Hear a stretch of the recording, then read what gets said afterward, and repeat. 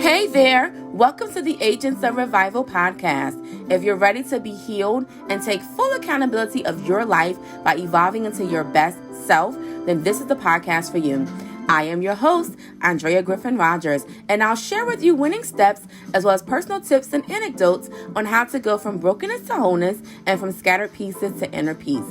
So come on in and join me on this healing journey, and let's become whole together. Enjoy it. Hey, what's up, guys? Welcome back. How are you today? I pray all is well. This message stirs your faith, falls on good ground, produces good fruit in your lives. I want to say kudos to those that got it right. Hey, yeah. I just kind of felt like somebody out there was like, "Oh, I know what she about to say," and y'all joined in with me on saying it because you've been one of my day ones. You've been supporting this podcast and you've been listening to it. So thank you. And if you new, baby, welcome. I am so glad that you have decided today to take a stand and say, you know what? I want to change my life. I want to be clicked into action. I want to have clearer vision, and I want to move forward doing what God has called me to do. I want to move forward being my best self. I want to move forward and be completely healed and set free from any barriers that have been blocking me. And so I am so proud of you. Yes, kudos to you for choosing today to take a stand. So if you haven't heard anybody say that to you, I'm saying to you, well done. I'm so happy for you that you're willing to say no more. You recognize that things in your life, that the systems in your life have been breaking around you. They've been crashing and failing around you, that things have not just been working out for you in the best way. And so you're like, you know what? Something's got to give. And if your systems are not giving and they're not changing in the way you want them to change, if your environment is not shifting or changing in the way you want them to change, then that means that there's something internal that has to shift and change. And that's you. Because you can only be in control of changing you. That's it. That's the thing I would like to say. When it comes to God, He gives us the power and authority to change our own minds. And that's it.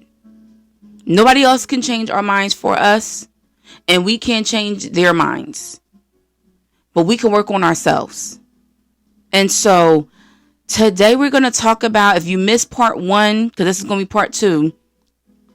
If you missed part one of yesterday's episode of A Breaking Point, then you probably want to go listen to that first, because I'm going to kind of piggyback off of that and continue with the message from there. And so we're talking about clicked into action today. And as we saw with the scripture yesterday that I'm not going to reread of 2 Kings chapter 7, we saw that these men, they had got to a breaking point and realized, why should we stay here and die? Our systems are failing. Our bodies are failing. Things are failing all around us. Things are not working out the way we want them to. And there's a famine, or there's inflation, if you will, like we're seeing today. So kind of put it in modern terminology, even though there are some places in the world that are experiencing famine, but there is this inflation, famine thing that's going on, where people are hungry, people are starving, people don't know how they're going to pay their bills tomorrow, people don't know how they're going to make it to the next day. And so they're like, why should we sit here and die in this? And why should we try to go back to an old system that's no longer working either? And the old system were the people that were back in the city, that were in the same boat as they were. So they were like, there's no point in going back there, because we're going to surely die there too. So we hear and we see what's up ahead. And what's up ahead may be the unknown, but what's up ahead also is provision, because clearly provision is not behind us. So provision has to be moving forward. And so they make a decision to move forward. And as they move forward toward this camp, this base that they find, basically, this town, if you will, they find that the town has become abandoned, basically overnight. Because as they were walking towards the town, the townspeople I'm putting this in modern terminology for people that's like, wait, I don't see those words in the Bible. If you may have turned to 2 Kings chapter 7 to follow along, I'm using practical examples for spiritual principles, meaning I'm making it modern for us to understand. So you have these 4 men that were on the outskirts of the town, and they're like, you know what? We can't go backwards, because we go back to the town we came from or the city we came from. They are in just the bad condition, dire conditions as we are. There's war going on in that town, in that city. There's crime rates going up. There's people that are hungry and desperate. There is food deserts everywhere. Like, all of this is going on there. So they realize going back there is not going to work. And staying right here isn't going to work either, because we have no resources here either. We have no provisions here either. We are stretched to capacity here as well. And that's the word of the year for Agents of Revival. So all of you receive it as you are a part of this move that God is doing in the earth, of reviving us to our best selves so that we can then go out and help revive others, making them other agents of revival, or AKA modern disciples. You realize that, okay, staying here isn't working either. So I must move forward. I must see what's up ahead. And even though up ahead is unknown, because they're not at the town yet. They see the town in front of them as they're, let's say, walking down the road.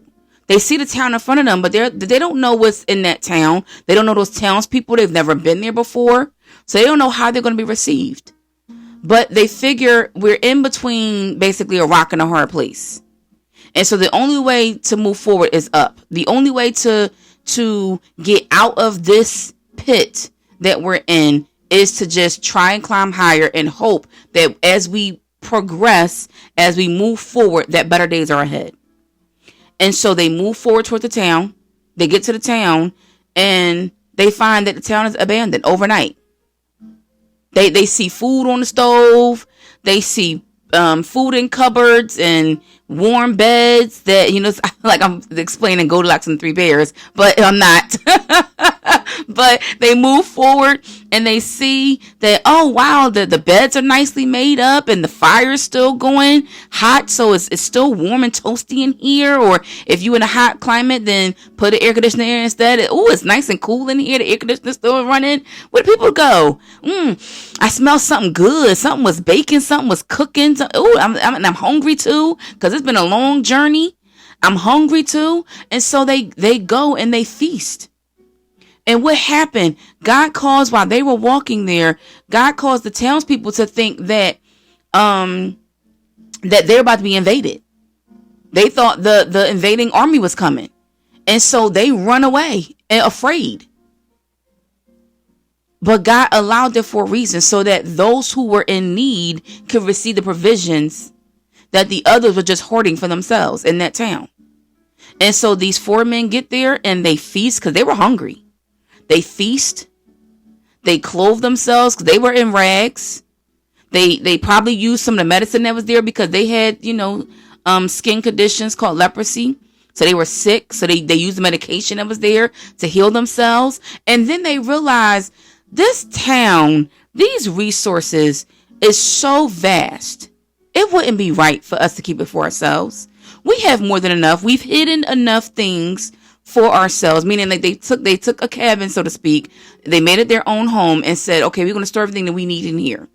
But then they realized there were, like, let's say over 100 more houses filled with things. They realized that there's room for other people to be here.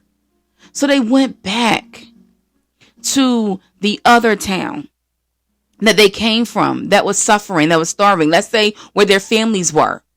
They went back.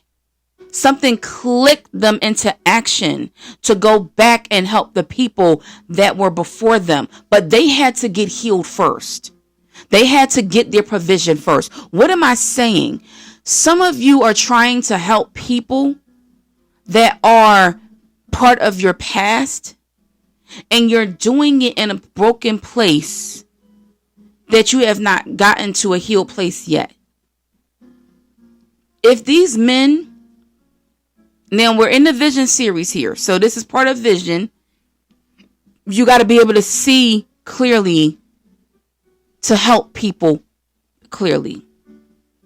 So If these men would have never gotten to the town and in their desolate place where they were sick, where they were in need of care themselves, where they were hungry and starving, if they would have went back to the town that was going through the same thing as it says in the text, they would have died, because the people back there dying as well. So why should we go back to a place that's already dying when we have nothing to help them? We're just going to be adding in the pain. It's like misery loves company. We're just going to be company in the miserable place. Instead, they move forward. And then moving forward, they got all the provisions that they needed. They got all of the healing that they needed. They got all the medication and the ointment and the new system that they needed to then be in a better position to go and help their kinsmen behind them. One thing that God does with us when he gives us a vision for our lives, it is not for ourselves. It is to help others. But you cannot help others until you are in a place to help others. If you are sinking and you see your fellow people around you sinking, you can't help them get out of sinking because you're sinking yourself. You're in the quicksand yourself. The best way to help them get out of the quicksand is to get yourself out the quicksand first, and then you are in a steady ground to then pull them out.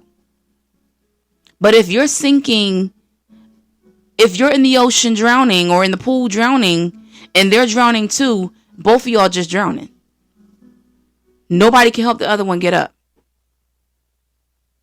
And so something in you has to realize that if God is stretching you, God is pulling you, God is trying to position you into a better place, then obviously that means that the provision that you need, the provision that some of you may desire to want to help others.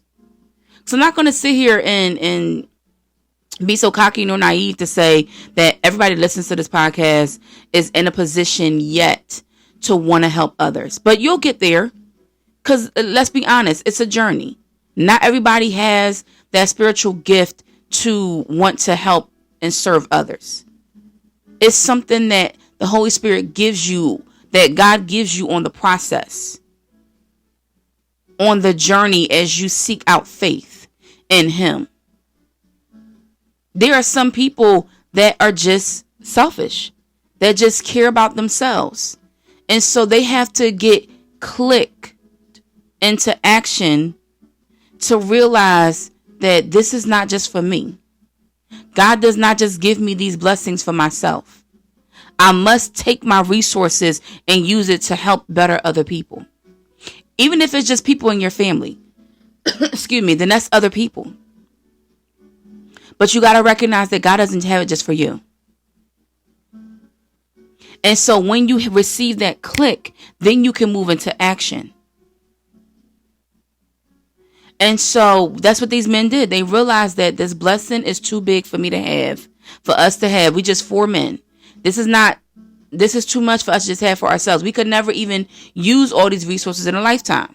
So let us go and help other people. And they go back, they pay it back, or pay it forward, so to speak. And they go back to the town that was suffering to say, hey folks, hey family, I now have what you need.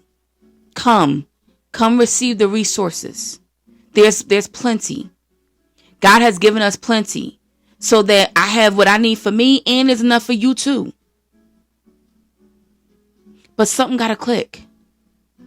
I talked yesterday about relationships, and part of the relationship journey that we all must travel, even if you're married, you eventually traveled it, is you gotta get out of your own way.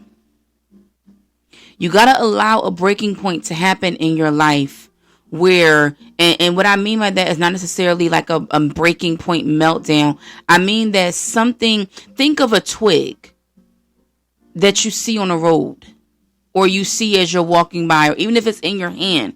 If you stretch it enough, bend it enough, it will snap.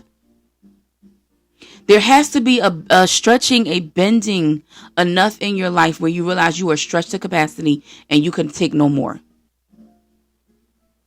That this is no longer sustaining at this level. Some of you are in relationships that God is calling you to get out of. And I don't just mean relationships in terms of a significant other, a companion. I mean, this could be friendships. This could be family connections right now. And the reason why I say when it comes to family connections right now is because God would have never placed us into the families he placed us in if it wasn't for a purpose. And part of that purpose is for you to change the tide and the trajectory of your family bloodline. That what has ran for generations in your family will no longer run anymore, because you'll be willing to take a stand and do something different. That then changes the tide, so to speak, that then changes the trajectory of your bloodline going forward. But it all starts with you. And so there may be a point in time where God may say, I need to click you into action. And so I have to break you to position you. I have to shake you or shift you out of this family system that is no longer working so that you can help develop a new system that will work. You know, when it comes to relationships, I'll give you a personal example. Actually, I'll give you several examples about, all of these. Okay, to help you out. So I talked yesterday on, in terms of business, so I'm not going to go into that again. Like I said, if you missed yesterday's episode and you want to know about, when it comes to business and the systems breaking with that, then go listen to that episode. But when it comes to family, so when I was going through my Job Wilderness season, and in that season, I battled everything. Bankruptcy, sickness, suicidal thoughts and attempt, friends abandoned me, family rejected me. I went through a lot. I went through a very hard time. At the beginning of that, I was in a relationship. At the beginning of my Job season, actually, like, all relationships are still intact, but they were shattering. So all the family systems were still intact. All the friendship systems were still intact. All of the, not all of them, only had one, and my relationship system was still intact. But it was in the breaking point of the Job Wilderness season where I realized I can no longer sustain at this level. Something's got to give. And part of the something was my mind. Now, it wasn't me to release my mind, let it go crazy. It was me to say, okay, since everything around me is literally falling apart and I don't have control over anything else, and I got to take back control over my mind and my heart. And so that meant I had to set up healthy boundaries. I had to realize what was no longer working anymore. And so some friendships had to go because they were no longer serving me. And then some of those friendships were actually never serving me. They were only self-serving. They were only taking me down the wrong path. And so I had to realize, you know what? That's not my lifestyle anymore. I'm not into the clubs anymore. I'm not into drinking anymore. Like, I can't keep living this lifestyle. I'm not into fornicating anymore. Like, I can't keep living this lifestyle. It's no longer serving me. I'm in a bad place right now in my life because every system in my life has failed. And there were deaths in my family that just crushed me to my core. So it was like, I can't do this no more. And so I had to let some friendships go because they wanted to still live in an old way that I used to live. But my life wasn't that anymore. But theirs was. And so I had to let them go their way and continue living their life the way they wanted to, and realize that God was shifting me to live my life in a different way. When it came to my relationship that I was in at that time, this was in 2014.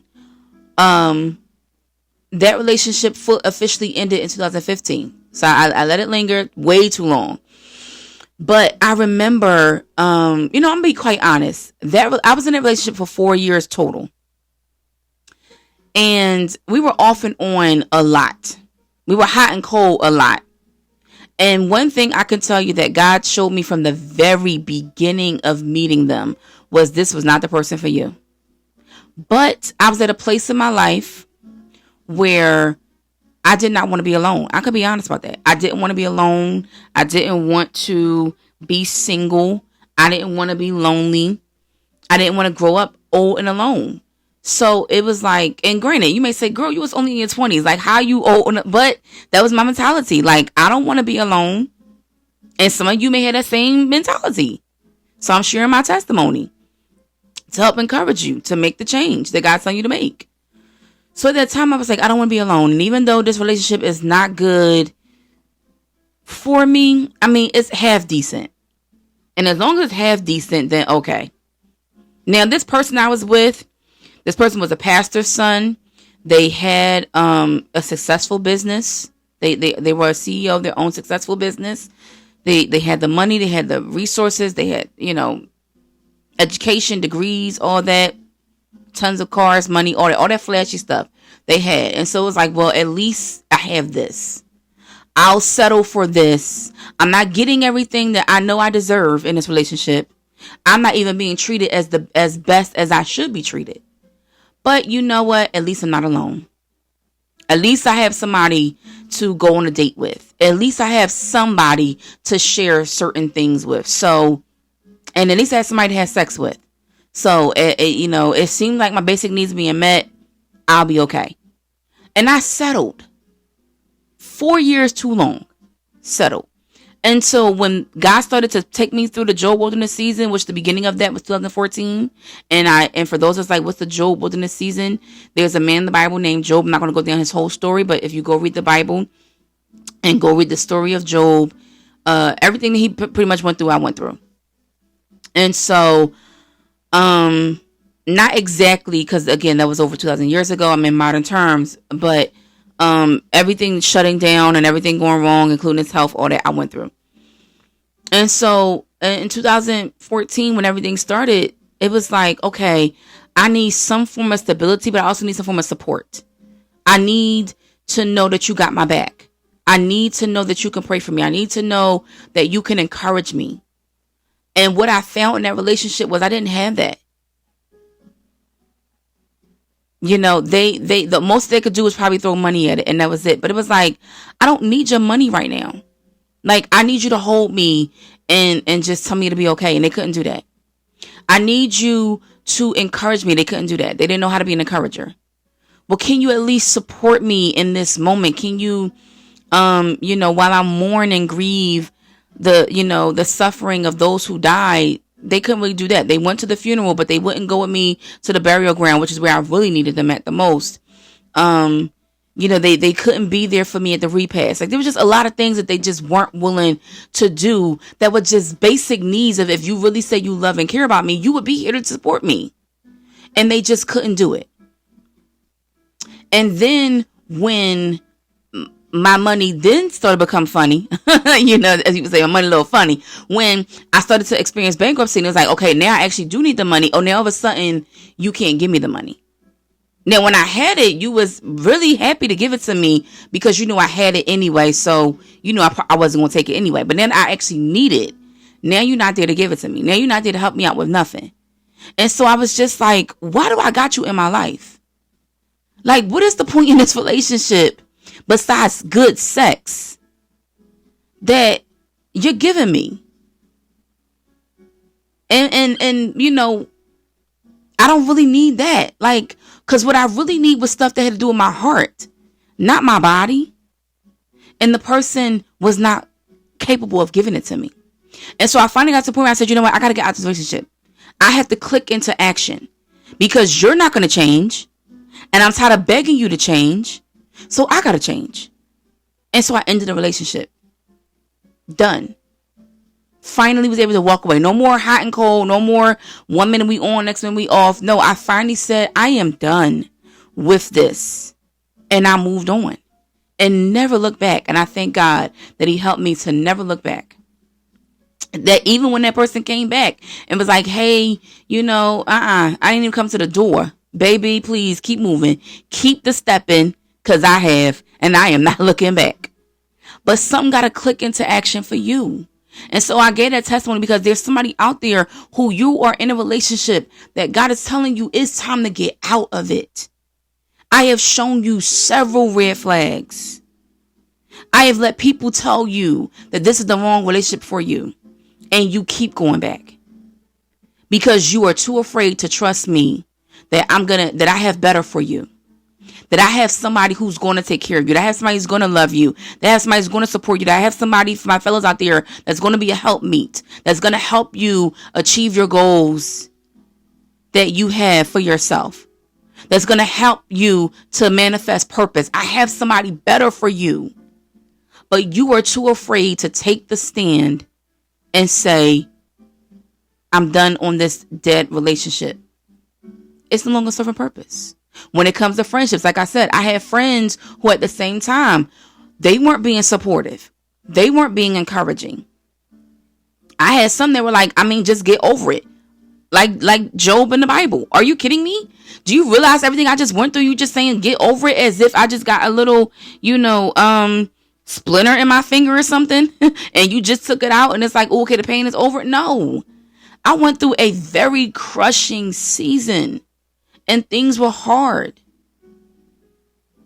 My vision did not become clear on the path that was set out before me. My vision did not become clear on the purpose that God had for my life. My vision did not become clear on the right relationships that should be in my life until I let go of the old. Something had to click me into action to move forward. And it took a breaking point. That's what I talked about yesterday, a breaking point, and then click. It took a breaking point for me to say, you know what? I can't. I'm driving myself crazy. I'm stressed out. I'm not eating. I'm weary. I'm tired. I'm worn out. And I'm already going through a crushing season.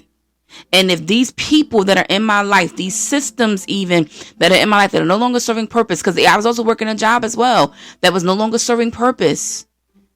It was making me even more stressed out. I'm at lunchtime on my break in my car crying. Like, this is not God. I'm miserable here. Yeah, it's paying bills, but as soon as I get the check is basically gone. And I'm back to being broke again for the next 2 weeks until I get my next paycheck. It was like, God, something got to give. These systems are not working anymore. So what must I do? And God said, change. One thing that repentance teaches you is a changed mind. Repent means to turn away from the way you were going. And so if you find that in your life, there are systems that are no longer working in your life, they're no longer serving purpose in your life, then chances are this is your word where God is saying it is time to click into action. It's time to shift, to change your mind and change the direction that you're going. Because that direction is no longer working for you. I know it worked in one season, or you may have thought, just like me, I thought some of those friendships worked in one season. And so I look back on my life now and I realize, man, we should have never been friends. Okay. I don't know how we became friends. And a lot of times you become friends with people out of your state of mind. And so some of those friendships I had was in a state of mind of brokenness. I was broken at that time and they were broken. And so birds of a feather, flock together. I was lonely and needy and wanting a man. They was lonely and needing and wanting a man. So we became friends. And we had relationships that we were needy in. Nothing can change until you change. Hear ye, hear ye. You've got to be willing to shift your focus, to change. Yes, change is hard. I'm not going to say it's easy. It's not. Yes, change is hard, but it's worth it. No, it don't feel good in the process, but it'll feel better as you move forward because you'll realize that you're doing this for you and not for them. You're making a decision today. And the reason why I'm saying it is because even if you haven't made up your mind yet, you wouldn't be here listening to this message if it wasn't for something in you that is at that breaking point to say, hey, I got to do it. I got to do it. I got to change. I got to shift. I got to click into action because I'm at my breaking point and this is no longer working for me. And whatever that thing is, it could be maybe you're battling with sickness. And so you're like, I'm tired of being sick. So Part of it could be your prayer, or you're asking, what can I do to make a difference? How can I change the circumstance? Now, I know there are some people that may be battling what the doctors say are incurable diseases, but I serve a God that says I can cure anything if you bring it to me. I know because I've seen him do it in my own life. I had, when I was going through my Job Wilderness season, the doctors were coming at me with all types of things that they said I would never survive of. I can't tell you, 3 times I basically was faced with death during that 6th season of like, you're not going to make it. You're going to die here. We have to do this emergency surgery this way. You have to do a blood transfusion because you're not going to make it. And each time my God showed them that that's not the final say. I didn't have a blood transfusion because God, who is the creator of my body, and Jesus, who shed his blood on the cross for me, said my blood is enough. She don't need a blood transfusion. And so he provided my body with the blood it needed. My body started to produce its own blood again, so that my platelets were no longer dried and depleted. But the doctors were like, no, we cannot wait. You need this blood transfusion. We're not even going to release you from the hospital. But thanks be unto God that even when I was almost willing to sign the paperwork, because I was listening to them and I was so weak and the oxygen levels in my brain were kind of low anyway. So it was like, okay, I really can't even think straight. But thanks be unto God that he sent me a doctor who had enough faith to believe, to stand with me when I couldn't stand for myself and say, no, I'm sorry. I'm a hematologist. I think that her body could produce her own blood. And these surgeons were like, no, we're going to go against you. But she had to take a stand in front of the other doctors to say, no, I think I can help this patient. I really think that she and her body can produce more blood. Just give me a chance. And I thank God that she took that stand, because who would have known what I would have went through? Because I know for experiences purposes, my great grandmother had a similar experience where she needed a blood transfusion for something. And she wound up getting hepatitis C from it because something went wrong with her blood transfusion. So God saw the enemy try this tactic again that he already tried in my family bloodline. And he said, no, we're going to click something into action right now. I'm going to send a doctor. I know you too weak to stand up for yourself, but I'm going to send a doctor who is going to be able to stand for you and say, no, we're not going to go down that route. She ain't going to go through that. You never know the blessings God has for you until you're willing to be clicked into action.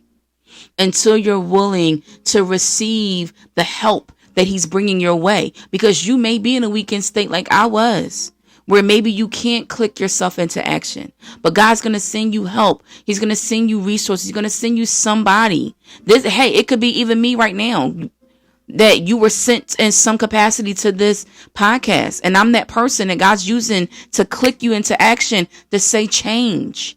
Turn away from the way you were going, because that way is not the best way for you. That's going to lead you on a highway to hell. I don't have you going that way. I have blessings for you. I have better for you. I have greater for you. I have provision for you. I have resources for you. I have a better relationship for you. I have marriage for you. I have the right friends for you. I have health for you.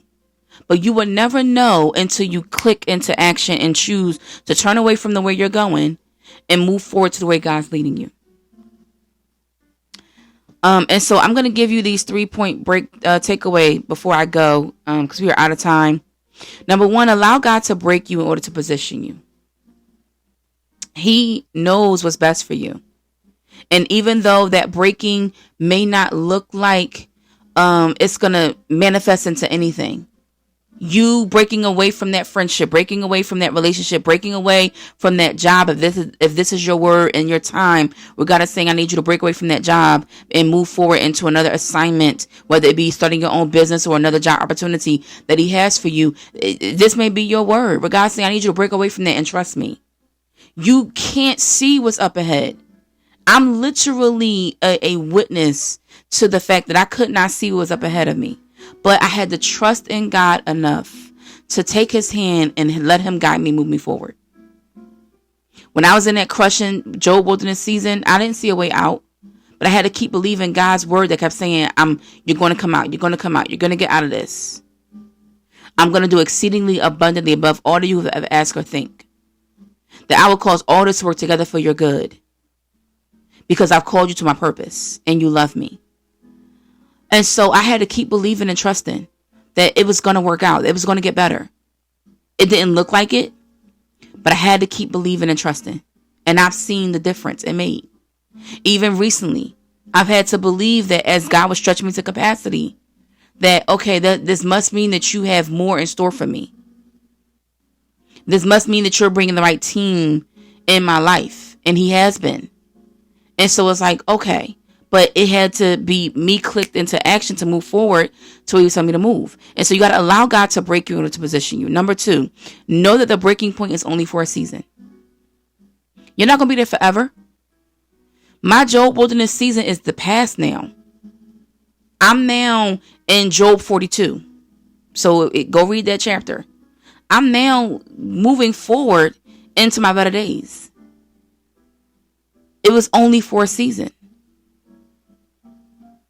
But in that season, something's got to click you into action to keep moving forward. And you'll keep getting a click, and you'll keep getting a click, and you'll keep getting a click. Why? Because the enemy will keep trying to tell you to stop.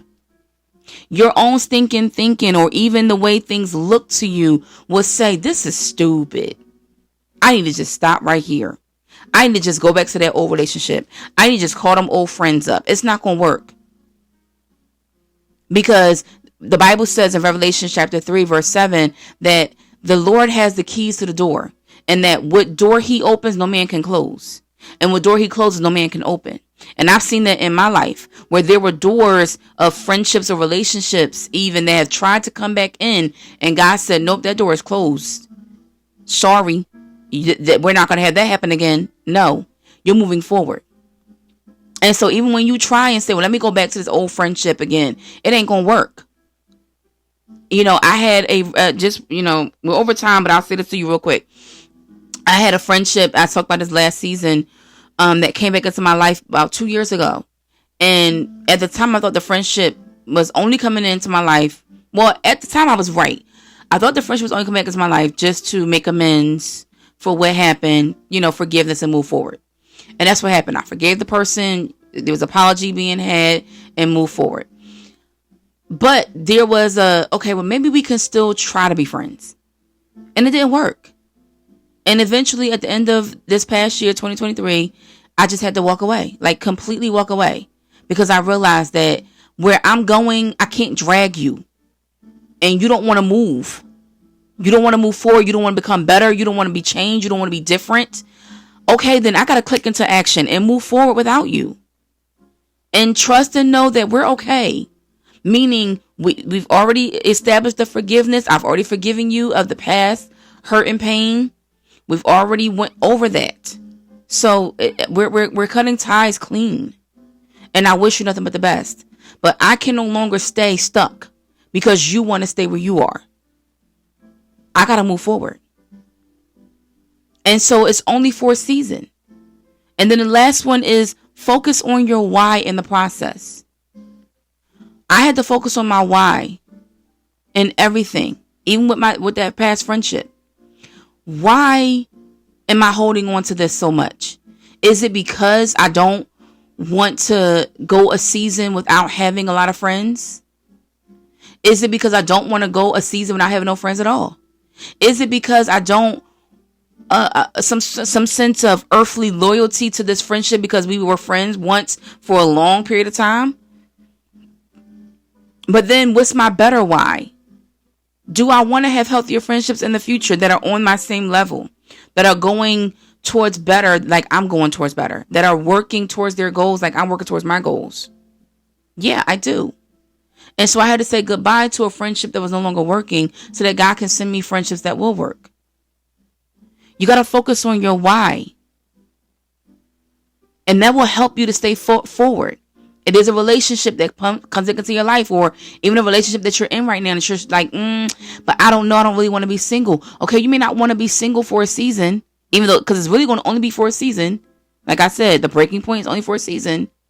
But you may not want to stay single, but is it worth living the rest of your life in the misery? Because what if they never change?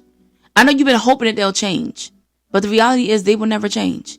And so if they don't, are you willing to live the rest of your life stuck in the way things are right now? You have the ability to move forward. You have the ability to change. So that's because you're not married. But the choice is yours to click into action. And so take this word, apply it to whatever area of your life that you need to click into action, that you need to move forward in, that you need to shift and make some changes in, and let God guide you. Remember, let him break you in order to position you. Know that the breaking point is only for a season, and focus on your why in the process, because that's going to help you get through the tough times. So may the Lord bless you and keep you, cause his face to shine upon you. May the Lord God be gracious to you, show you his favor, and give you shalom, give you his peace. Take care. Love you guys. Bye now.